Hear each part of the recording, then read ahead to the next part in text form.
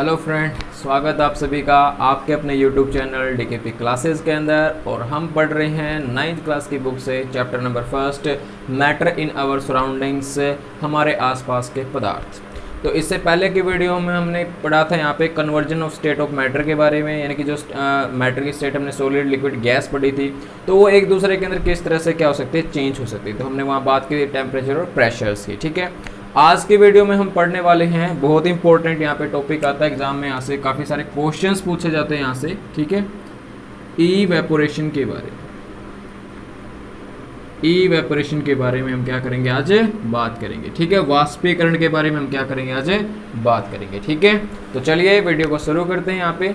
तो आइए, तो देखिए जो हमारा इवेपोरेशन का टॉपिक है, तो जो इवेपोरेशन क्या होती है, जो प्रोसेस होती है, तो हम देखते हैं यहाँ पे कि भाई हमने वहाँ पे देखा था कि जो मैटर्स आप चेंज होती थी, मतलब क्या होता था, वहाँ पे हमने बात की जो सॉलिड है वो क्या हो रहा था, लिक्विड के अंदर चेंज हो रहा था। फिर हमने लिक्विड को देखा था वो गैस के अंदर चेंज हो रहा था। ठीक है, तो हमने देखा यहाँ पे क्या आता था आपका, जब हमने देखा तो मेल्टिंग पॉइंट आ रहा था, क्या था, मेल्टिंग पॉइंट। ठीक है, जहाँ पर हमने लेटेंट हीट ऑफ फ्यूजन की बात की।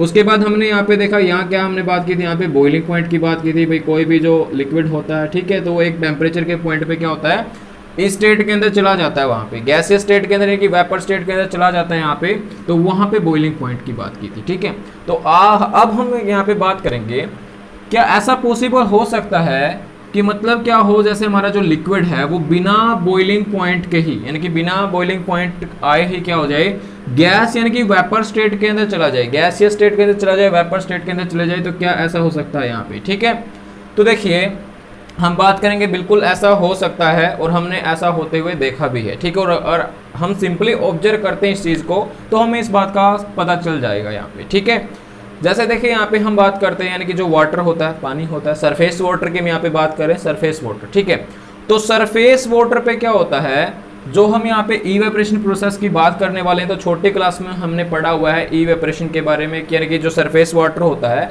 तो वो क्या होता है, इवेपोरेट हो जाता है। क्या हो जाता है, इवेपोरेट हो जाता है, मीन्स क्या हो जाता है, वेपर स्टेट के अंदर चला जाता है, एटमॉस्फेयर के अंदर चला जाता है। ठीक है, तो ये हमने छोटी क्लास के अंदर भी पढ़ा हुआ है। तो अब हम क्या करेंगे, इसी चीज़ को पढ़ेंगे। फॉर एग्जाम्पल मान लीजिए आपके पास क्या है, वाटर है इस तरह से, और यहाँ पे क्या होगा, जो ये सरफेस है, यहाँ पे क्या होगा, जो सरफेस, और यहाँ पे क्या होगा, जो भी आपका वाटर, यानी कि हमने पानी लिया हुआ, तो यहाँ पे जो वाटर मोलिक्यूल्स होंगे, सरफेस पे जो वाटर मोलिक्यूल्स होंगे, तो वो क्या होंगे यहाँ पे, मान लीजिए अभी अगर हम टेम्परेचर की बात करते हैं यहाँ पे, तो मान लीजिए 80 डिग्री सेल्सियस है। कितना है, 80 डिग्री सेल्सियस टेम्परेचर है यहाँ पे, केल्विन में आप इसको कन्वर्ट कर दोगे। ठीक है, आपने सीखा अभी, जैसे लास्ट वीडियो में हमने जो 9th क्लास की वीडियो में बात की थी यहाँ पे, तो 80 डिग्री सेल्सियस है, तो क्या होगा यहाँ पे 80 डिग्री सेल्सियस पे ही क्या होगा, यहाँ पे अगर हम बात करते हैं इस टेम्परेचर के ऊपर ही क्या होगा, जो सरफेस के ऊपर क्या वाटर मॉलिक्यूल है, क्या सरफेस के ऊपर जो वाटर मॉलिक्यूल हैं, तो वो क्या हो जाएंगे, इसी टेम्परेचर के ऊपर क्या हो रहे हैं, यहाँ पे वेपर स्टेट के अंदर जा रहे हैं। किसके, वेपर स्टेट के अंदर जा रहे हैं। ठीक है, तो इसको क्या बोलेंगे, हम यहाँ पे इवेपोरेशन बोलेंगे, इस प्रोसेस को हम यहाँ पे क्या बोलेंगे, इवेपोरेशन बोलेंगे। ठीक है, देखिए यहाँ पे हुआ क्या है, सरफेस पे जो वाटर मॉलिक्यूल है वो क्यों चले गए यहाँ पे, क्योंकि यहाँ पे क्या होगा, जो हमारा ये लिक्विड यानी कि वाटर है, इसके अंदर जो पार्टिकल्स हैं, मॉलिक्यूल्स हैं वाटर के, ठीक है, तो सरफेस के ऊपर क्या होता है, सरफेस के ऊपर जो पार्टिकल्स या मॉलिक्यूल प्रेजेंट होंगे यहाँ पे, तो उनके पास क्या होगी, ज्यादा काइनेटिक एनर्जी होगी। क्या होगी, इन कंपैरिजन ऑफ, यानी कि अगर हम नीचे वाले पार्टिकल्स की बात करेंगे तो इनके पास क्या होगा, extra amount of kinetic energy रहेगी यहाँ पे, यानी कि इनकी स्पीड क्या रहेगी, ज्यादा रहेगी, जिसकी वजह से क्या होंगे, ये जो पार्टिकल्स हैं बिना ही क्या होंगे, बॉइलिंग पॉइंट के आए, यानी कि बॉइलिंग पॉइंट की हमने बात की 100 डिग्री सेल्सियस था, लेकिन क्या होगा, बिना बॉइलिंग पॉइंट के आए ही क्या हो रहे हैं यहाँ पे, ये यानी कि वेपर स्टेट या गैसीय स्टेट के अंदर जा रही हैं। ठीक है, तो सरफेस पे क्या होता है, सरफेस पे ये चीज होती है, यहाँ पे जो पार्टिकल्स होते हैं उनके पास extra amount of kinetic energy होती है, ज्यादा स्पीड होती है, जिसकी वजह से क्या होते हैं, वो किसके अंदर चले जाते हैं, लिक्विड स्टेट से गैसीय स्टेट के अंदर चले जाते हैं, बिना बॉइलिंग पॉइंट अचीव किए ही। ठीक है, और इसी प्रोसेस को हम क्या बोलते हैं, इवेपोरेशन प्रोसेस बोलते हैं। क्या बोलते हैं, इवेपोरेशन या वाष्पीकरण, यानी कि जो हमारी क्या होगी यहाँ पे क्रिया या अभिक्रिया, हम इसको बोलेंगे यहाँ पे। ठीक है, तो देखिए डेफिनेशन की बात करते हैं, समझ में आ गया आपको। अभी मैं इसी चीज़ को क्या करें, यहाँ पे वर्ड्स में लिख रहे हैं कि डेफिनेशन की बात करें, इवेपोरेशन क्या होगा, तो इवेपोरेशन होगा द प्रोसेस, क्या होगा, the process of changing, the process of changing of liquid into vapors at any temperature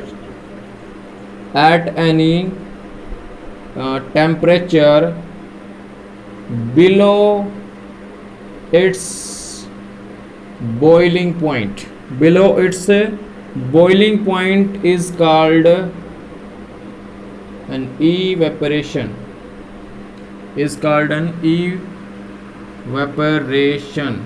ठीक है, is called an evaporation process. तो क्या होगा, ये एक प्रोसेस होगी जहाँ पे क्या होगा, चेंज होगा, किसका होगा, यहाँ पे लिक्विड का होगा, किसका होगा, लिक्विड का होगा, किसके अंदर, वेपर्स के अंदर होगा। आपने देखा था यहाँ पे लिक्विड क्या होता है, वेपर्स के अंदर चले गए थे।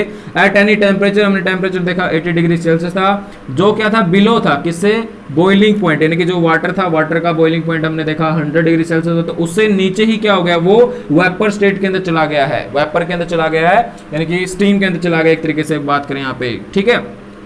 तो क्या होगा, उस प्रोसेस को हम क्या बोलेंगे, इवेपोरेशन बोलेंगे। क्या बोलेंगे, इवेपोरेशन बोलेंगे, ठीक है। तो process of changing of liquid into vapours at any temperature below its boiling point is called an evaporation process बोलेंगे, ठीक है। अगर बॉइलिंग पॉइंट पे क्या होता है, चेंज होता है लिक्विड है वेपर्स के अंदर, तो उसको क्या बोलेंगे, वेपोराइजेशन बोलेंगे। क्या बोलेंगे, वेपोराइजेशन प्रोसेस बोलेंगे इसके अंदर, ठीक है। उसके अंदर हमें क्या होता है, हमें हीट करने की जरूरत पड़ती है। देखिए डिफरेंस की अगर बात करें यहाँ पे भाई, इवेपोरेशन और वेपोराइजेशन के अंदर क्या डिफरेंस होगा। तो वेपोराइजेशन को करवाने के लिए हमें क्या करना पड़ता है, उसको बॉइल करना पड़ता है, हीट करना पड़ता है, ठीक है। और फिर हमारा बॉइलिंग पॉइंट आएगा, उसके बाद हमारा लिक्विड क्या होगा, वेपर्स के अंदर जाएगा, वेपोराइजेशन, ठीक है।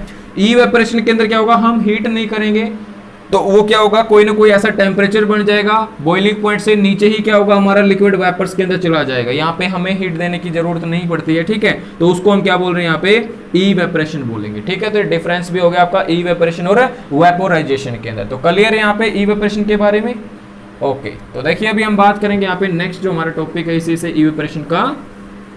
तो देखिए इवेपोरेशन जो होता है वो क्या होता है, एक सरफेस प्रोसेस होती है। क्या होती है, एक सरफेस प्रोसेस, मतलब सरफेस के ऊपर होती है, यानी कि वाटर्स में देखते हैं यहाँ पे जनरली देखते हैं, बारिश होती है, बारिश का पानी क्या हो जाता है, इकट्ठा हो जाता है, कुछ टाइम बाद हम देखते हैं वो पानी क्या हो जाता है, धीरे धीरे कम होना स्टार्ट हो जाता है। तो कुछ पार्ट क्या होता है, जमीन के नीचे यानी कि सोइल के अंदर चला जाता है यहाँ पे, ठीक है। और कुछ पार्ट क्या होता है, इवेपोरेशन हो जाती है, वहाँ पे क्या हो जाती है, इवेपोरेशन हो जाती है, ठीक है। जो वाटर ड्रॉपलेट्स है वो एटमॉस्फेयर एनवायरनमेंट के अंदर हमारे चले जाते हैं। तो उसके बाद देखिए यानी कि जो इवेपोरेशन है, तो एक और बात यहाँ पे, इवेपोरेशन हर टाइम हर जगह क्या होती रहती है, यानी कि कंटिन्यूअस क्या होती है, प्रोसेस चलती रहती है हमारी हर जगह हर टाइम, ठीक है। तो उसके बाद हम बात करेंगे यहाँ पे फैक्टर्स की, यानी कि कुछ फैक्टर्स होंगे यहाँ पे, फैक्टर्स ऑफ अफेक्टिंग इवेपोरेशन,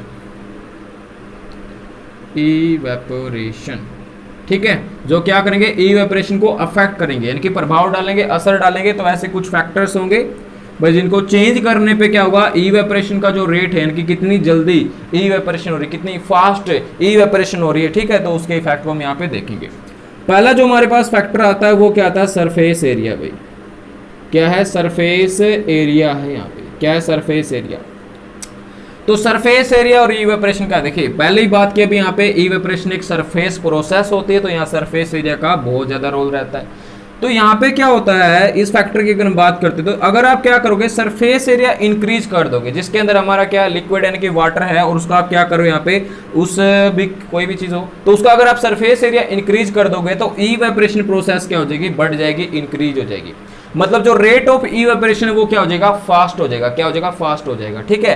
तो सरफेस एरिया अगर आप इंक्रीज करोगे, इवेपोरेशन क्या हो जाएगी, इंक्रीज हो जाएगी, ठीक है। और सरफेस एरिया अगर आप कम करोगे तो इवेपोरेशन क्या हो जाएगा, आपका कम हो जाएगा, ठीक है। एग्जांपल्स में देखिए, जैसे हम क्या करते हैं, अभी जो हमारे क्लोथ्स होते हैं, कपड़े होते हैं, जब उनको क्या करते हैं, हम सुखाते हैं यहाँ पे, ठीक है। तो हम क्या करते हैं, उनको फैला देते हैं, क्या करते हैं, फैला कर सुखाते हैं, जिसकी वजह से क्या होता है, उन कपड़ों का सरफेस एरिया इंक्रीज हो जाएगा। सरफेस एरिया इंक्रीज होने के बाद क्या होगा, जो आपके यानी कि जो कपड़ों के अंदर क्या थे, वाटर ड्रॉपलेट्स थे, पानी की बूंदें थी, यानी कि हमने क्या किया, कोई क्लॉथ है इस तरह से मान लीजिए यहाँ पे, ठीक है, उसको सुखाया हुआ हमने यहाँ पे। तो एक तो हम क्या करते हैं, इसको पूरा फैला के सुखाते हैं, हम क्या करते हैं, इसको ऐसे डाल देते हैं। तो आप देखोगे दोनों केसेस के अंदर सरफेस एरिया अलग अलग होगा। तो यहाँ भी जो ये वाटर ड्रॉपलेट्स, अगर हम बात करें इसके अंदर जो वाटर ड्रॉपलेट्स हैं, तो ये क्या होंगे, मतलब क्या होंगे, ज्यादा अमाउंट में क्या होगी आपके एटमॉस्फेयर के अंदर जाएगी यहाँ पे, जिससे कपड़े क्या होंगे, जल्दी सूख जाएंगे। ये बात भी है, ठीक है। तो आपको ये समझ में आया, सरफेस एरिया अगर ज्यादा होगा तो इवेपोरेशन क्या होगी, ज़्यादा होगी, ठीक है। उसके बाद देखोगे आप कोई भी गर्म चीज़ होती है, मीन्स चाय होती है, ठीक है। चाय में देखोगे आप क्या करते हो, कप में डाल के पीते हो, या एक बड़ा कंटेनर होगा आपका यहाँ पे जिसका सरफेस एरिया क्या होगा, ज़्यादा होगा, उसके अंदर आपने चाय डाली हुई यहाँ पे, ठीक है, जिसको हम सोसर यानी कि कप या सोसर की हम बात करते हैं। तो कप के अंदर देखेंगे चाय क्या होगी, मतलब क्या होगी, इतनी जल्दी ठंडी नहीं होगी। लेकिन सोसर के अंदर अगर हम देखेंगे तो चाय क्या हो जाएगी, जल्दी ठंडी हो जाएगी, क्योंकि सोसर का क्या होता है, जो सोसर है तो उसका क्या होगा यहाँ पे, जो सरफेस एरिया वो क्या हो जाएगा इन कंपेरिजन अगर कप, अगर हम क्या कर रहे हैं यहाँ पे कोई भी कप लिया हमने यहाँ पे इस तरह से, ठीक है। तो अगर हम कप की बात करते हैं तो कप का सरफेस एरिया हमारा ये है, लेकिन सोसर का ये है, तो यहाँ पे क्या होगा, इवेपोरेशन किसके अंदर ज़्यादा होगा, इसके अंदर ज़्यादा होगा यहाँ पे, ठीक है। मतलब क्या होंगे यहाँ पे जो भी वेपर्स बनेंगे, स्टीम होगी, वो जल्दी जल्दी क्या होगी एटमॉस्फेयर के अंदर चली जाएगी, यानी कि जो हीट का ट्रांसमिशन है भाई, यहाँ की जो हीट है वो जल्दी क्या चली जाएगी, तो यहाँ पे क्या हो जाएगा, यहाँ पे ये ठंडी हो जाएगी। चाय की अगर हम यहाँ बात करें यहाँ पे, ठीक है। तो सरफेस एरिया का रोल क्या होता है, इस तरह से रहता है यहाँ पे। तो याद रखना सरफेस एरिया बढ़ा होगा तो इवेपोरेशन क्या हो जाएगी, बढ़ जाएगी। नेक्स्ट फैक्टर की अगर हम यहाँ पे बात करते हैं, अगर हम नेक्स्ट फैक्टर देखें यहाँ पे, तो नेक्स्ट फैक्टर हमारे पास आता है टेम्परेचर भाई। क्या आता है, टेम्परेचर, तापमान, ठीक है।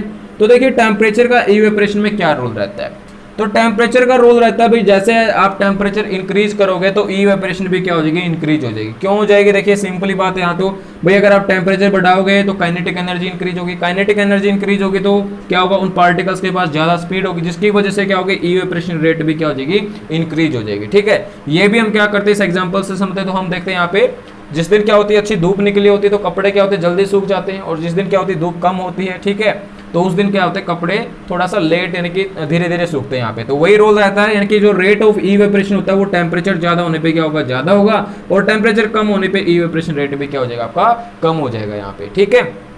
तो ये टेम्परेचर का रोल रहता है हमारा यहाँ पे इवेपोरेशन के अंदर। उसके बाद जो हमारा फैक्टर है यहाँ पे ह्यूमिडिटी आता है। ह्यूमिडिटी यानी कि आर्द्रता, जिसको हम हिंदी में बोलते हैं ह्यूमिडिटी।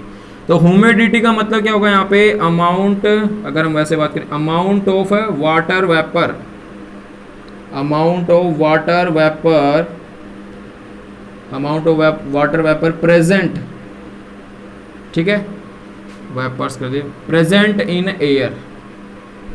भाई एयर के अंदर क्या होते हैं, कितने वाटर वेपर्स प्रेजेंट हैं, तो वो बन जाएगी उस जगह की ह्यूमिडिटी। जैसे अभी हम क्या करें, इस एयर के अंदर देखें, इसके अंदर कितने वाटर वेपर्स प्रेजेंट हैं, तो वो क्या बन जाएगी, रूम की यानी कि जो एयर है इसके अंदर जो यहाँ पे, ठीक है, तो उसकी ह्यूमिडिटी आ जाएगी।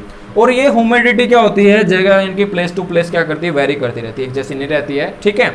तो क्योंकि क्या होता है, एयर के अंदर क्या होता है, वो एक जैसे वाटर वेपर को होल्ड नहीं रखती है, तो उसके अंदर क्या होता है, वाटर वेपर्स चेंज होते रहते हैं। एयर के अंदर जो अमाउंट की अगर हम बात करते हैं यहाँ पे, तो ह्यूमिडिटी चेंज होती रहती है। बट यहाँ पे हम बात करेंगे ह्यूमिडिटी का और इवेपोरेशन का आपस में क्या रोल रहता है।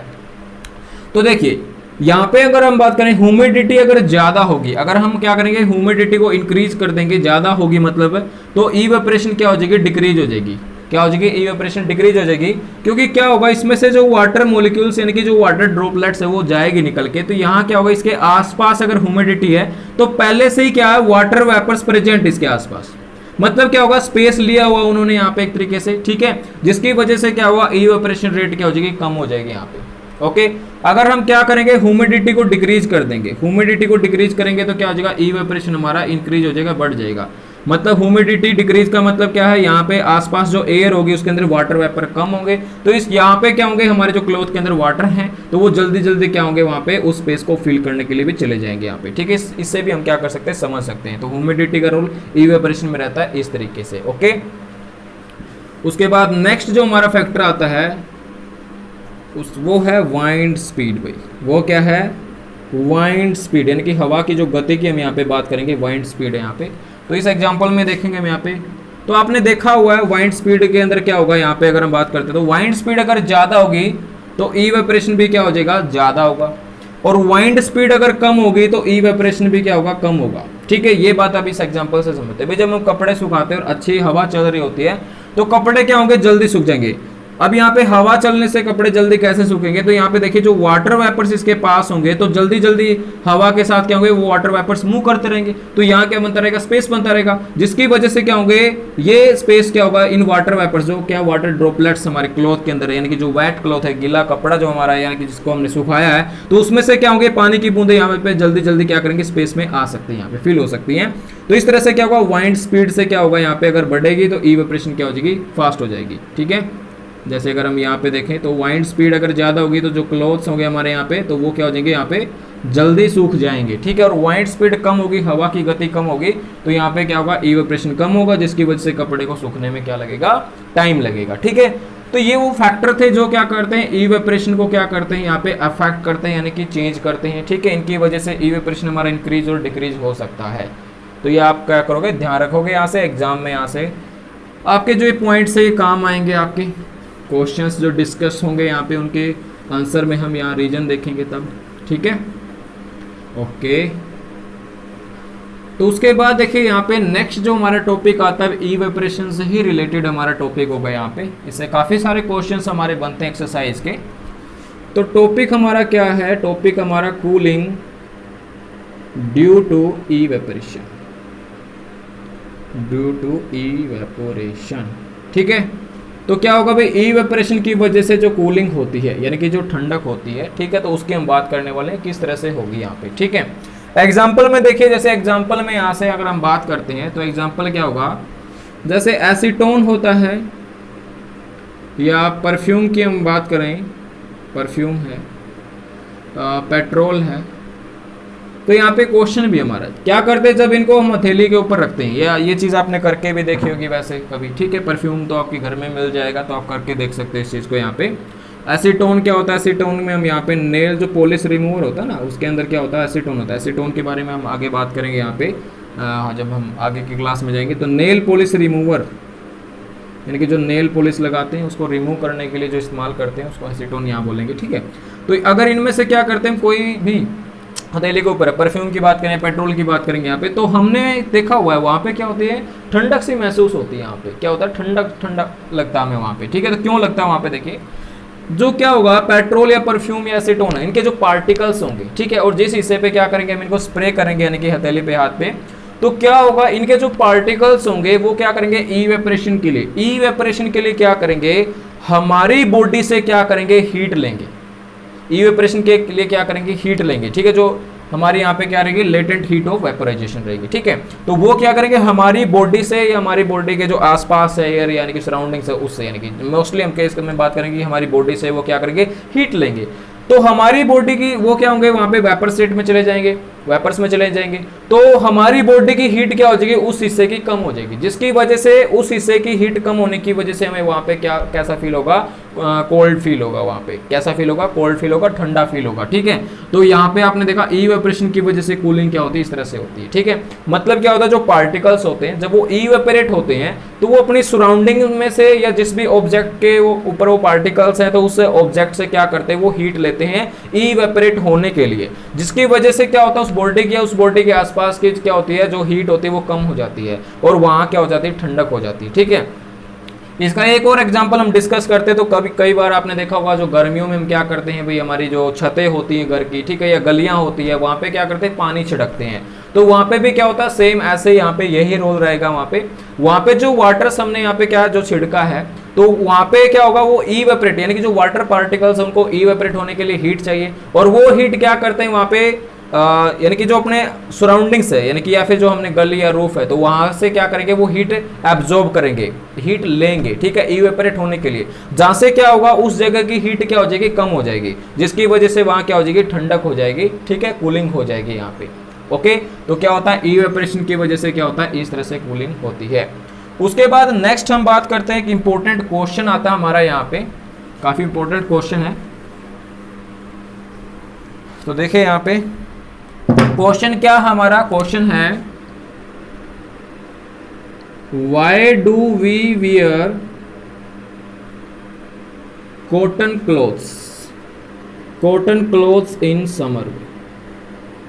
जैसे अभी समर चल रहा है यहाँ पे, ठीक है, तो समर के अंदर हम क्या करते हैं, कॉटन से बने हुए कपड़े क्यों पहनते हैं, इसका रीजन हमें करना है। ठीक है, तो देखिए समर के अंदर क्या होता है, गर्मियों के अंदर हम देखते हैं यहाँ पे काफ़ी सारा पसीना आता है, प्रेस्पिरेशन प्रोसेस जो होती है, ठीक है, क्यों होती है, वो हमारी बॉडी का कंसेप्ट है। यहाँ पे बॉडी को कूल रखने के लिए क्या होता है, हमें वहाँ पे हमारा पसीना आता है। जब भी हम कोई क्या करते हैं, शारीरिक कार्य करते हैं, यानी कि फिजिकल वर्क करते हैं, तो हमें क्या होता है, पसीना, जितना ज़्यादा फिजिकल वर्क हम करते हैं तो उतना ही पसीना क्या होता है, हमें ज़्यादा आता है, ठीक है। तो देखिए यहाँ पे जो ये स्वेट है, यानी कि पसीना है, तो इसमें कॉटन का क्या रोल रहता है, कॉटन के कपड़ों का क्या रोल रहता है यहाँ पे, वो हम बात करने वाले हैं। तो क्या होगा, जैसे स्वेट आएगा तो स्वेट, कॉटन क्या होता है, कॉटन जो ये स्वेट है, पसीना, इसको आसानी से क्या कर लेगा, जल्दी क्या कर लेगा, एब्जॉर्ब कर लेगा, अपने अंदर सोख लेगा, ठीक है। और सोखने के बाद क्या हो जाएगा, आप देखोगे, यानी कि आपने शर्ट डाल ली है तो वो क्या हो जाएगी, गीली हो जाती है, आपने देखा है, यानी कि जो स्वेट पसीने की वजह से। और जब क्या होगा, कॉटन का बना हुआ जो हमारा शर्ट है, कपड़ा है, तो वो क्या करेगा, जब इस स्वेट को एब्जॉर्ब करेगा, तो जैसे ही क्या होगा, फिर उसके सरफेस से, यानी कि कपड़े के सरफेस से क्या होगा, इवेपोरेशन जो प्रोसेस होती है वो जल्दी होती है, क्या होती है, जल्दी होती है, फास्ट होती है, ठीक है। जिसकी वजह से क्या होता है, पसीना एक तो क्या होगा, जल्दी सूख जाएगा, और साथ में हमें क्या होगा, वहां पे ठंडा ठंडा लगेगा, ठीक है, मतलब क्या होगा, वहां पे कूलिंग हो जाएगी, एक तरीके से हम बात करते हैं यहाँ पे। तो इस वजह से हम क्या करते हैं, कॉटन के क्लोथ डालते हैं, क्या करते हैं, कॉटन के बने हुए कपड़े हम क्या करते हैं, समर के अंदर डालते हैं। तो ये कॉटन का आपने पढ़ा है यहाँ पे, क्या होता है, तो पसीने को आसानी से एब्जॉर्ब कर लेता है, उसके बाद क्या होता है, कॉटन के कपड़े से जो सरफेस होगा वहां पे, तो इवेपोरेशन प्रोसेस क्या होती है, जल्दी होती है। तो इस वजह से क्या होता है, कॉटन के क्लोथ्स हम क्या करते हैं, गर्मियों के अंदर पहनते हैं, ठीक है। समझ में आया यहाँ पे कि इसका आंसर क्या होगा। ओके, उसके बाद हम नेक्स्ट की बात करेंगे यहाँ पे। तो नेक्स्ट हमारे पास अगर हम देखते हैं, तो नेक्स्ट में क्या आएगा हमारे पास, तो कई बार हमने देखा है यहाँ पे, कई बार क्या हुआ, इस चीज को देखा हुआ है। तो देखिए नेक्स्ट की अगर हम बात करते हैं यहाँ पे, तो क्या आएगा, why do we see water droplets on outer surface of a glass containing ice cold water, ठीक है। तो ये क्वेश्चन हमसे पूछ लिया जाता है, भाई क्या करते हैं, जो ग्लास होता है, ठीक है, आइस कोल्ड यानी कि ठंडा पानी जिसके अंदर रखा बोटल्स होती है, जैसे अभी हम फ्रिज से क्या करते हैं, बोटल्स लेके आते हैं, तो उसके बाहर क्या होता है, वाटर ड्रॉपलेट्स इकट्ठी हो जाती है, क्या होती है, वाटर ड्रॉपलेट्स क्या होती है, इकट्ठी हो जाती है। तो ऐसा क्यों होता है, ये क्वेश्चन हमसे क्या कर लिया जाता है, पूछ लिया जाता है, ठीक है। तो जैसे अभी देखिए, यानी कि मेरे पास क्या है, ये वाटर की बोटल्स है, ठीक है, और इसके बाहर अगर अभी आपको शायद क्लियरली दिख नहीं रहा हो, तो इसके बाहर क्या करेंगे, यहाँ पे देखेंगे तो छोटी छोटी क्या होगी, वाटर ड्रॉपलेट्स इकट्ठी होगी, ठीक है। तो क्या हुआ, ऐसा क्यों हुआ है, उसके हम यहाँ पे बात करने वाले हैं। तो देखिए ऐसा क्यों हुआ है, यानी कि हमारे पास कोई भी ग्लास, एक तरीके से मान लीजिए ग्लास हमारे पास है, उसके अंदर क्या किया, वाटर्स लिया हुआ है, तो कुछ देर बाद देखेंगे यहाँ इस साइड में क्या होती है, छोटी छोटी वाटर ड्रॉपलेट्स इकट्ठी हो जाती है। तो यहाँ देखिए क्या हुआ, तो यहाँ हुआ है, यानी कि जो क्या है, इसके आसपास की एयर है, और एयर के अंदर जो पार्टिकल्स हैं, तो वो क्या करेंगे, यहाँ पे वो जो पार्टिकल्स हैं, तो उनके अंदर से जो हीट होगा, तो वो क्या होगा, हीट ट्रांसमिट हो जाएगा इस तरह से। और आप देखोगे यानी कि जो पानी था बोतल के अंदर या ग्लास के अंदर, तो ये क्या होगा, कुछ टाइम बाद क्या होगा, उतना ठंडा नहीं रहता। तो यहाँ पे वही चीज़ होती है, तो हीट क्या होती है, बाहर से क्या हो जाती है, इसके अंदर चली जाती है, तो यहाँ जो पार्टिकल्स हैं उनकी हीट क्या होगी, कम हो जाएगी, हीट क्या हो जाएगी, कम हो जाएगी, जिसके वजह से क्या होगा, वो क्या होंगे, उनकी हीट कम होगी, तो ठंडे हो जाएंगे, ठंडे होंगे तो क्या होगा, जो यहाँ वेपर्स थे वो क्या हो जाएंगे, कंडेंस हो जाएंगे, क्या हो जाएंगे, कंडेंस होके क्या हो जाएंगे, लिक्विड बन जाएंगे, तो ये वाटर ड्रॉपलेट्स की फॉर्म में आपको इस तरह से क्या होंगे, दिखाई देंगे यहाँ पे, ठीक है। अब एक और यहाँ पे बात करते हैं, तो ये जो वाटर ड्रॉपलेट थे बोटल्स के सरफेस के साथ किस तरह से चिपके हुए हैं, ठीक है। तो यहाँ एक फोर्स होगा, उसके बारे में हम बाद में बात करेंगे, ओके। तो यहाँ पे क्या होगा, जो वाटर ड्रॉपलेट्स दिखाई देती है तो उनका रीजन क्या होता है, ये होता है, जो यहाँ से हीट होती है वो ट्रांसमिट हो जाती है, यहाँ पे ये पूरा सिस्टम होगा, इसके अंदर हम आगे बात करेंगे। तो यहाँ पे आपको सिर्फ ये देखना भाई, यहाँ से हीट क्या होगी, यहाँ चली गई है, जिसकी वजह से क्या होगा, यहाँ पे इनकी हीट कम हो जाएगी, तो इनकी हीट कम हो जाएगी तो जो वेपर्स हैं ये कंडेंस हो जाएंगे, तो लिक्विड फॉर्म में चले जाएंगे, जिसकी वजह से क्या होंगे, आपको जो बोतल या ग्लास है उसके सरफेस पे आप ये वाटर ड्रॉपलेट से देख सकते हो, ठीक है, क्लियर है ये, ओके। उसके बाद देखिए नेक्स्ट आगे बढ़ते हैं यहाँ पे हम, तो नेक्स्ट हमारे पास आती हैं इंपॉर्टेंट टर्म आती है, उनके बारे में बात करेंगे अभी, ठीक है। तो देखिए टर्म की अगर हम बात करते हैं, सबसे पहले ये प्रॉपर्टी हमारी जो स्टेट ऑफ मैटर है उन्हीं की प्रॉपर्टी की हम बात करेंगे। रिजिडिटी की अगर हम बात करते हैं, रिजिडिटी क्या होगा, ठीक है। तो रिजिडिटी देखिए क्या होगा, ये सॉलिड की प्रॉपर्टी होती है। एक्चुअल में क्या होता है, जो सॉलिड सब्सटेंस होते हैं उनकी प्रॉपर्टी होती है। तो ये प्रॉपर्टी के अंदर होगा क्या, तो property of solid to resist, property of solid to resist deformation. Deformation, देखिए डीफॉर्मेशन का मतलब क्या होता है, डीफॉर्मेशन एक फोर्स होता है हमारा, जो किसी भी ऑब्जेक्ट के ऊपर लगाते हैं उसकी शेप साइज को चेंज करने के लिए क्या करते हैं, फोर्स लगाते हैं, ठीक है। जैसे आपने रबर बैंड देखा होगा, एक्चुअली में वहाँ इलास्टिसिटी का भी कंसेप्ट आता है, साथ में फ्लेक्सिबिलिटी का कंसेप्ट आता है। तो रबर बैंड को देखा होगा आपने, वहाँ पे रबर बैंड को जब आप स्ट्रेच करते हो तो आप देखते हो वहाँ पे, तो वहाँ जो फोर्स हमारा काम कर रहा है, तो आप देख रहे हो यहाँ पे शेप साइज चेंज हो रहा है यहाँ पे, तो वो हमारा डिफॉर्मेशन फोर्स होता है, जहाँ पे हम शेप साइज को चेंज करते हैं। तो रिजिडिटी क्या होता है, ये सॉलिड की प्रॉपर्टी होती है, रेजिस्ट मतलब रोकने की, भाई डिफॉर्मेशन, यानी कि जब भी हम क्या करेंगे, जैसे अभी मैं सॉलिड ऑब्जेक्ट के ऊपर यहाँ से फोर्स लगाऊंगा तो आप देखोगे इसके साइज और शेप के अंदर कोई चेंज नहीं आ रहा है, शेप और साइज के अंदर कोई चेंज नहीं आ रहा है। तो ये क्या सॉलिड की प्रॉपर्टी है, क्या करने के लिए, रेजिस्ट करने के लिए, रोकने के लिए, ठीक है, डिफॉर्मेशन को, क्या डिफॉर्मेशन को, ठीक है। क्या होगा, अब जितना ज्यादा रिजिड सॉलिड होगा, जितना ज्यादा रिजिड सॉलिड होगा तो वो उतना ही ज्यादा क्या कर पाएगा, रोक पाएगा, उतना ही ज्यादा क्या कर पाएगा, रोक पाएगा, ठीक है। ये रिजिडिटी क्या होती है, सॉलिड टू सॉलिड चेंज होती रहती है हमारी यहाँ पे, कि वो कितना अच्छा सॉलिड हमारा यहाँ पे, ठीक है। तो समझ में आया, डिफॉर्मेशन, सॉरी यहाँ पे property of solid to resist, deformation को क्या बोलेंगे, रिजिडिटी बोलेंगे, ठीक है। ये सॉलिड के अंदर क्या होगी, लिक्विड और गैस के हम बात यहाँ पे नहीं करेंगे, उनके अंदर ये नहीं है। उसके बाद नेक्स्ट अगर हम बात करते हैं टर्म की, तो जो नेक्स्ट टर्म आती है हमारे पास वो आती है फ्लूइडिटी। नेक्स्ट क्या है, फ्लूइडिटी है। देखिए फ्लूइडिटी क्या होता है, इससे पहले हम एक वर्ड के बारे में बात करेंगे यहाँ पे, फ्लूइड, फ्लूइड, ठीक है। तो हमने स्टेट ऑफ मैटर में क्या किया, सॉलिड लिक्विड गैस की बात की हुई, तो ये फ्लूइड क्या आ गया यहाँ पे। तो फ्लूइड देखिए, फ्लूइड क्या होगा, फ्लूइड वो सब्सटेंस होगा जब आप क्या करेंगे, उसके ऊपर फोर्स लगाएंगे, बल लगाएंगे, तो वो क्या करेगा, फ्लो करना स्टार्ट कर देगा, क्या करना स्टार्ट कर देगा, फ्लो करना स्टार्ट कर देगा। और ऐसे सब्सटेंस को हम क्या बोलेंगे, फ्लूइड बोलेंगे। जैसे आपने क्या किया हुआ, फ्लूइड का इस्तेमाल किया होगा, क्या किया होगा, फ्लूइड का इस्तेमाल किया होगा। जब भी आपसे कोई गलती मिस्टेक हो जाती है तो वहां पे आप क्या करते हो, फ्लूइड लगा देते हो। तो फ्लूइड में भी देखिए ऐसे होता है, आप उसके ऊपर फोर्स लगाते हो तो उसके अंदर क्या होगा, जो मटेरियल है हमारा, जिसको हम फ्लूइड बोल रहे हैं यहाँ पे, ठीक है, तो वो क्या होगा, मूव करना स्टार्ट कर देगा, फ्लो करना स्टार्ट कर देगा यहाँ पे बाहर की तरफ, ठीक है। तो उसको हम क्या बोलते हैं, फ्लूइड बोलते हैं, ठीक है।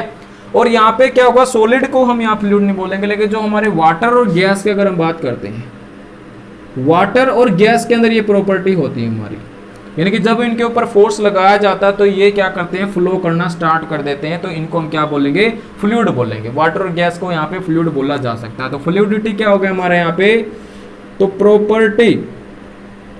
Property of a substance, property of a substance that enables it to flow, ठीक है। ये किसी भी सब्सटेंस की क्या है, वो प्रॉपर्टी है जिसकी वजह से क्या होगा, इस प्रॉपर्टी की वजह से वो फ्लो कर सकता है, बह सकता है, ठीक है। और वाटर एंड गैस के केस में ऐसा हो सकता है, तो इस वजह से हम उनको फ्लूइड बोलते हैं। और इस प्रोसेस को क्या बोला जाएगा, फ्लूइडिटी बोला जाएगा। सॉलिड के अंदर क्या होगा, फ्लूइडिटी नहीं होगा। लिक्विड सॉरी वाटर या गैस या लिक्विड की, सॉरी लिक्विड यहाँ पे ले सकते हैं, लिक्विड और गैस के अंदर ही क्या होगा, ये चीज़ होगी यहाँ पे, ठीक है, फ्लूइडिटी की जो हमने बात की है, ओके। उसके बाद नेक्स्ट टर्म के बारे में बात करते हैं। नेक्स्ट टर्म आती है हमारे पास कंप्रेसिबिलिटी। क्या आता है, कंप्रेसिबिलिटी, ओके। तो बात करें कंप्रेसिबिलिटी, आपने कुछ सुना होगा, ऐसे वर्ड सुना होगा, कंप्रेस, ठीक है। तो कंप्रेसिबिलिटी के अंदर क्या होगा, तो देखिए जब भी हम क्या कर रहे थे, यानी कि हमने स्टेट ऑफ मैटर के कन्वर्जन में जब प्रेशर वाले की बात की थी, तो हमने देखा था यहाँ पे हमने क्या किया था, भाई कोई भी हमारे पास कंटेनर है, उसके अंदर क्या गैस है, तो हमने कहा इसके ऊपर प्रेशर लगाइए, टेम्परेचर को डिक्रीज, बट हमने प्रेशर को बढ़ाया, इंक्रीज किया यहाँ पे, ठीक है। उसके बाद हमने देखा, नेक्स्ट में हम बात करेंगे, यहाँ जो पार्टिकल्स थे तो वो एक कंप्रेस हो जाएंगे, क्या हो जाएंगे, कंप्रेस हो जाएंगे इस हाई प्रेशर की वजह से, तो ये एक दूसरे के क्या आ जाएंगे, ऐसे नज़दीक आना स्टार्ट हो जाएंगे। तो प्रेशर आप इंक्रीज कर रहे हैं यहाँ पे। उसके बाद क्या हो गया था, ये हमने देखा था क्या होते हैं, लिक्विड के अंदर क्या हो जाते हैं, कन्वर्ट हो जाते हैं, लिक्विड के अंदर कन्वर्ट हो जाते हैं। तो यहाँ पे हमने जो चीज़ देखी वो ही क्या है, हमारी कंप्रेसिबिलिटी है। क्या है, कंप्रेसिबिलिटी है, ठीक है। मतलब क्या किया हमने, प्रेशर लगाया, प्रेशर लगा के क्या कर दिया, इन जो ये हमारे पार्टिकल्स थे इनको क्या कर दिया, कंप्रेस कर दिया। कंप्रेस करने की वजह से क्या होता है, यहाँ देखिए वॉल्यूम जो था, वॉल्यूम क्या हो गया यहाँ पे, चेंज हो गया। हम यहाँ वॉल्यूम को देखेंगे, वॉल्यूम क्या हो गया यहाँ पे हमारा, चेंज हो गया। यहाँ वॉल्यूम ज़्यादा था, यहाँ क्या हो गया आपने देखा, यहाँ ज़्यादा वॉल्यूम है, यहाँ उससे कम हो गया, यहाँ उससे भी क्या हो गया, कम हो गया यहाँ पे, ठीक है। तो कंप्रेसिबिलिटी को हम कैसे लिखेंगे यहाँ पे, तो कंप्रेसिबिलिटी भी क्या है, प्रॉपर्टी है, क्या है, प्रॉपर्टी है। तो कंप्रेसिबिलिटी जिसके अंदर होगा तो ये उसकी property, property of a substance, ये क्या होगा, property of a substance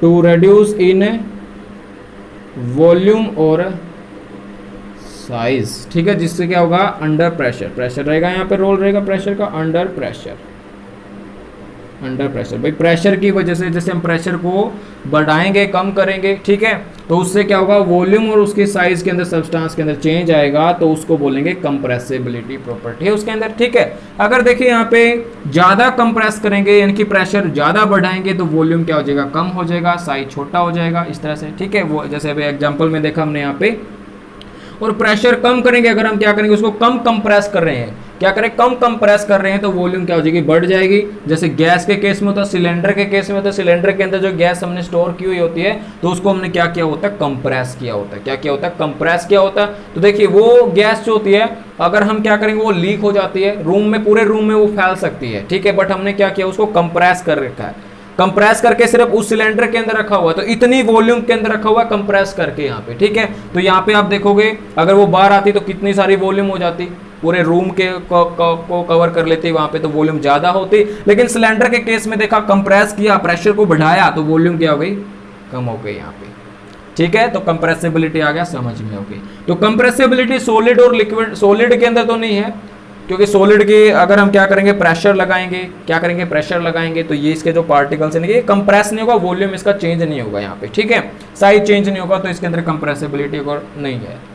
liquid के अंदर क्या होगा, कुछ एक्सटेंट तक हो सकती है, लेकिन मोस्टली जो ये प्रॉपर्टी होती है आपको किसके अंदर मिलेगी, गैस के अंदर मिलेगी, किसके अंदर मिलेगी, गैस के अंदर, ठीक है। तो ये कंप्रेसिबिलिटी का भी आपको यहाँ से ध्यान रखना है। उसके बाद नेक्स्ट जो टर्म की अगर हम यहाँ बात करेंगे, तो नेक्स्ट टर्म आती है हमारे पास डेंसिटी। नेक्स्ट टर्म क्या हमारे पास यहाँ पे, डेंसिटी। भाई डेंसिटी क्या होती है, देखिए ये वर्ड आपने सुना, मैथ के अंदर भी आपने काफ़ी यूज़ किया होगा डेंसिटी के बारे में, आप भी पढ़ोगे आप मैथ के बारे में 9th में। तो डेंसिटी यानी कि जो घनत्व होता है वो क्या होगा, तो अगर हम वैसे लिखते हैं, द डेंसिटी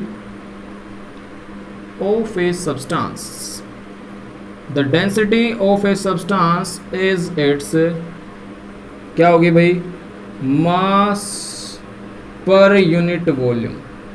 समझ लीजिएगा इसको, ये बहुत यूज होगा आपका साइंस के अंदर, ठीक है। तो डेंसिटी क्या होगा, किसी भी सब्सटेंस का, उस सब्सटेंस का मास पर यूनिट वॉल्यूम का जो रहेगा यहाँ पे, यानी कि रेशियो रहेगा जो मास और वॉल्यूम का, वो बन जाएगी उसकी डेंसिटी। डेंसिटी को अगर मैं जर्नल लैंग्वेज में लिखूं वैसे समझने के लिए, तो इसको ऐसे भी लिखा जाता है, degree of compactness, degree of compactness. अब कॉम्पैक्टनेस का मतलब क्या है यहाँ पे, ठीक है, वो भी बात करेंगे यहाँ पे। तो पहले मैं इसको लिख देता हूँ डेंसिटी।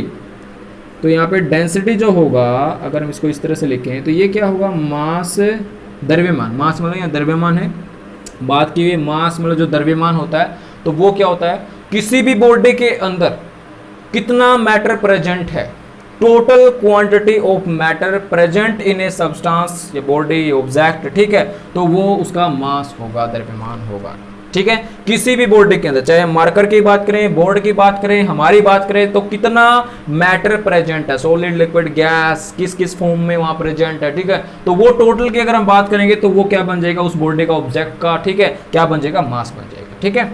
और यहाँ पे क्या गया, वॉल्यूम, ठीक है। तो ये बन जाएगा हमारा डेंसिटी, किसी भी बॉडी का अगर हम डेंसिटी निकालेंगे यहाँ पे, ओके। तो इसको क्या करते हैं, यहाँ पे सिंबल्स इस्तेमाल किया जाता है, ये पी की तरह जो सिंबल लिखा है इसको रो भी बोलते हैं, डेंसिटी के लिए सिंबल इस्तेमाल किया जाता है, या लैटिन में अगर हम लिखते हैं तो यहाँ डी से भी लिखा जाता है। ये दोनों सिंबल क्या कर लेते हैं, डेंसिटी के लिए यूज किए जा सकते हैं।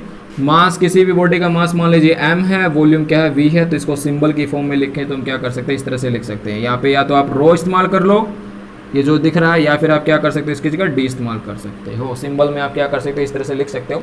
तो डेंसिटी मतलब क्या हो गया एक तरीके से कि कोई भी जो ऑब्जेक्ट है, बॉडी है, तो डिग्री ऑफ कॉम्पैक्टनेस, भाई वो अंदर से कितना फील है, एक तरीके से कितना भरा हुआ है, कितना वो खाली है, तो उसके बारे में जो हमें पता चलेगा वो डेंसिटी से पता चलेगा। या कोई ऑब्जेक्ट कितना हैवी है, कितना लाइट है, वो किससे पता चलेगा, डेंसिटी से पता चलेगा। हमारे यहाँ पे किससे पता चलेगा, डेंसिटी से, ठीक है।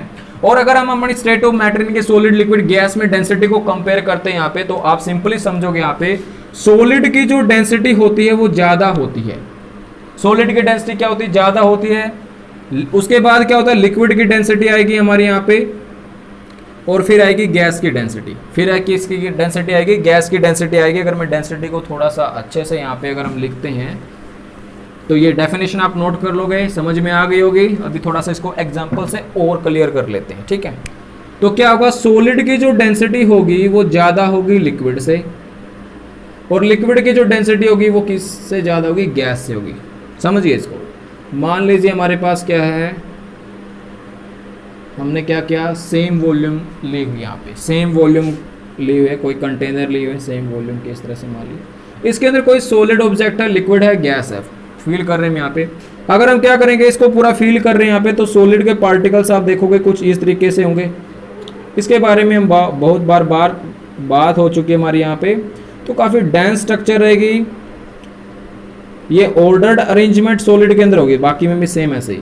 लिक्विड के अंदर अगर हम देखेंगे तो इनके अंदर क्या होगा, गैप बढ़ जाएगा सॉलिड के कंपैरिजन में यहाँ पे। तो कुछ इस तरीके की स्ट्रक्चर आपकी लिक्विड के अंदर होगी यहाँ पे, ठीक है। उसके बाद अगर गैस की बात करोगे, यहाँ पे ये अंदर से ऊपर से कोर्क है, ठीक है।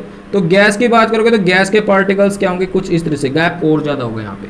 तो अगर आप देखोगे यहाँ पे, तो आप देखोगे मास अगर आप निकालोगे इसका, तो इसका मास ज्यादा है उससे, फिर इसका मास कम है, और इसके उससे भी कम है, ठीक है। लेकिन वॉल्यूम को हमने सेम रखा हो, तो यहाँ से आप सिंपली कंपेयर करके देख सकते हो भाई। अगर क्या हो रहा है, डेंसिटी में हमने बात की यहाँ पे, हम यहाँ वॉल्यूम को भी चेंज करके वो कंसेप्ट में समझ सकते हैं। बस सिंपल ही समझा रहे हैं भाई, मास बाय वॉल्यूम, ठीक है। तो ये डायरेक्टली प्रोपोर्शनल होगा भाई, मास ज़्यादा होगा तो डेंसिटी क्या, अगर वॉल्यूम को सेम रखा जा रहा है यहाँ पे, तो डेंसिटी भी क्या होगा, ज़्यादा होगा, ठीक है।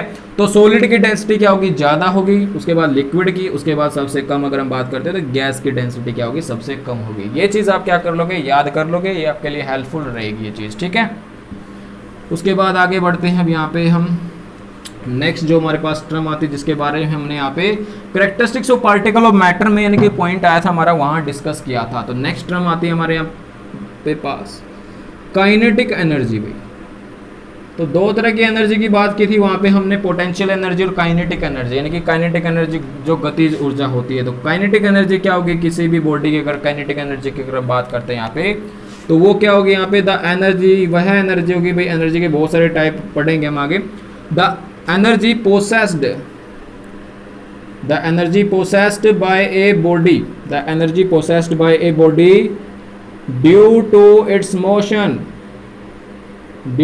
motion, ठीक है। तो उसको क्या कहेंगे, काइनेटिक एनर्जी कह देंगे भाई। किसी भी बॉडी के अंदर उसकी मोशन की वजह से, गति की वजह से जो एनर्जी आएगी, तो उसको क्या बोला जाएगा, काइनेटिक एनर्जी बोला। पोटेंशियल एनर्जी की बात की, पोजीशन की वजह से क्या होगी, जो एनर्जी आएगी, हाइट की वजह से जो एनर्जी आएगी, ठीक है, या कंपोजिशन की वजह से जो एनर्जी आएगी, वो पोटेंशियल एनर्जी होती है हमारे यहाँ पे। तो काइनेटिक एनर्जी सिंपली समझना है, मोशन की वजह से क्या होगा, मोशन, किसी कोई भी ऑब्जेक्ट मोशन के अंदर है और उसके अंदर जो एनर्जी आएगी, ठीक है, तो उसको क्या बोला जाएगा, काइनेटिक एनर्जी बोला जाएगा। काइनेटिक एनर्जी का फॉर्मूला अगर हम वैसे तो आगे निकालेंगे, तो वैसे लिख रहा हूँ मैं यहाँ पे, क्या होता है, हाफ mv² होता है भाई। किसी भी ऑब्जेक्ट की हमें काइनेटिक एनर्जी निकालनी है, तो उसका मास निकालिए, वेलोसिटी निकालिए, इस फॉर्मूले का यूज किए, तो आपके पास उसकी काइनेटिक एनर्जी यहाँ पे आ जाएगी, ओके। उसके बाद नेक्स्ट बात करेंगे हम यहाँ पे, बहुत इंपॉर्टेंट टर्म है, बहुत ज़्यादा यूज होगी, आगे भी हम इस टर्म को देखेंगे यूज होता हुआ, बायो के अंदर भी हम देखेंगे इसको यूज होता हुआ। तो नेक्स्ट हमारे पास टर्म आती है भाई डिफ्यूजन। क्या आती है, डिफ्यूजन। अब ये डिफ्यूजन क्या होता है उसको समझेंगे यहाँ पे, ठीक है। देखिए बहुत इंपॉर्टेंट है ये। तो डिफ्यूजन की बात करेंगे तो ये क्या होगा, डिफ्यूजन एक ऐसी प्रोसेस होगी जिसके अंदर क्या होगा, द प्रोसेस इन विच, जिसके अंदर क्या होगा, मिक्सिंग, क्या होगा, in which mixing of two two different matters take place, ठीक है, या the process of mixing of two different matters, या the process in which mixing of two different matter take place. भी ऐसी प्रोसेस जिसके अंदर क्या होती है, दो अलग अलग मैटर आपस में क्या हो जाती हैं, मिक्स हो जाती हैं, उस प्रोसेस को क्या बोलते हैं, डिफ्यूजन बोलते हैं। क्या बोलते हैं, डिफ्यूजन। एग्जांपल देखिए, बहुत सारे एग्जांपल हम देखेंगे इसके यहाँ पे। तो मान लीजिए आपके पास वाटर है, ये वाटर मोलिक्यूल्स हैं, यानी कि H2O, एक वाटर मोलिक्यूल्स क्या होगा, H2, तो ये H2 है, ठीक है। इसके अंदर आपने क्या किया, मान लीजिए आप साल्ट ऐड कर रहे हो, यानी कि साल्ट मतलब NaCl फॉर्मूला भाई यहाँ पे, ठीक है, साल्ट है, ये साल्ट के आगे यहाँ पे इसको ऐड कर रहे हो आप। तो मतलब क्या होगा, ये जो प्रोसेस है आप देखोगे, यानी कि टू डिफरेंट मैटर की हमने बात की, यानी कि एक तो वाटर हो गया भाई जो लिक्विड हमारा, ये क्या होगा हमारा NaCl सॉलिड हो गया, और इनका जो ये मिक्सिंग होने की जो प्रोसेस है, ये एक दूसरे के अंदर मिक्स होते हैं। आपने देखा जब आप क्या करते हो, वाटर के अंदर साल्ट ऐड करते हो तो उसका टेस्ट, कुछ प्रॉपर्टी चेंज हो जाती है पहले से, ठीक है। तो ये जो प्रोसेस थी इनके मिक्स होने की, क्या थी, मिक्स होने की जो प्रोसेस थी, तो उसको क्या बोलते हैं, हम डिफ्यूजन बोलते हैं। क्या बोलते हैं, डिफ्यूजन बोलते हैं, ठीक है। समझ में आया यहाँ पे। तो आपके घर में क्या करते हैं, अपनी डेली लाइफ में आप बहुत सारी ऐसी चीज़ों को देखते हो जो आपस में क्या होती है, मिक्स होती है वहाँ पे इस तरह से, टू डिफरेंट मैटर्स, ठीक है। तो उस प्रोसेस को हम क्या बोलेंगे यहाँ पे, डिफ्यूजन बोलेंगे, ओके। हाँ, डिफ्यूजन की एक और बात है, अगर आप टेम्परेचर इंक्रीज करोगे तो डिफ्यूजन प्रोसेस क्या हो जाएगी, इंक्रीज हो जाएगी। टेम्परेचर इंक्रीज होगा या टेम्परेचर ज़्यादा होगा तो डिफ्यूजन वहाँ पे क्या होगा, फास्ट होगा। इसका भी एग्जांपल हम देखेंगे, क्वेश्चन है हमारा इससे, ठीक है, यहाँ से रिलेटेड। उसके बाद हम यहाँ पे सॉलिड, लिक्विड और गैस में डिफ्यूजन को कंपेयर कर लेते हैं। तो सॉलिड के अंदर डिफ्यूजन क्या होगा, बिल्कुल नेग्लिजिबल रहेगा सॉलिड के अंदर। लिक्विड के अंदर डिफ्यूजन रहेगा, लिक्विड के अंदर होगा डिफ्यूजन, और गैस के अंदर डिफ्यूजन क्या होगा, ज़्यादा होगा, क्योंकि वहां पे क्या होगा, गैस के जो पार्टिकल्स होंगे उनके बीच में काफी गैप होता है, स्पेस होता है। तो जो हमारी मैटर हम इसके अंदर मिक्स करने जा रहे थे तो काफी सारा स्पेस है, तो वो आसानी से क्या हो सकते हैं यहाँ पे उसके जो पार्टिकल्स होंगे आसानी से जगह मिल जाएगी उनको यहाँ पे इसके अंदर आने के लिए, ठीक है। तो इसका मतलब गैस के अंदर क्या होगा, डिफ्यूजन है, फास्ट होगा, ज्यादा होगा। क्लियर है यहाँ पे, ठीक है।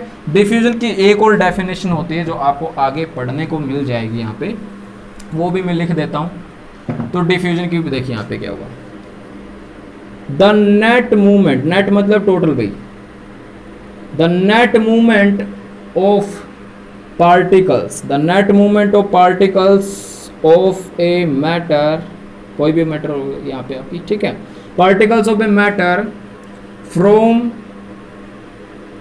Higher concentration, from higher concentration to low concentration, ये लोअर कंसंट्रेशन, ठीक है।